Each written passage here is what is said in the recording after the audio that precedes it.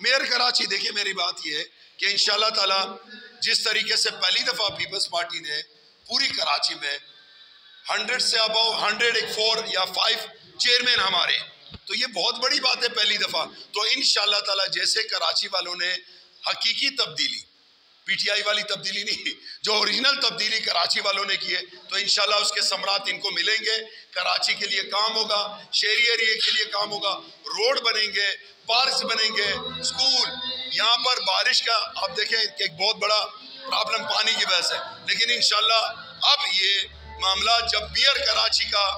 Peoples party का आएगा तो इंशाल्लाह ताला मेरे अल्लाह से उम्मीद है कि कराची में हकीकी तब्दीली आएगी। कराची मिनी पाकिस्तान है, पूरे पाकिस्तान को चलाने वाला कराची है, और इस कराची को अगर हमने सही तरीके से इसकी देखभाल की, जैसे चेयरमैन बिलावल भुट्टो साहब ने कहा कि हमें पानी का हक दिया जाए, अगर हम पानी सही तरीके से, बिजली और रोजगार के हवाले से, क्योंकि एक महंगाई और का ये जो बड़ा प्रॉब्लम है, अगर इसमें थोड़ी सी तवज्जो दी तो ये लोग इस मुल्क से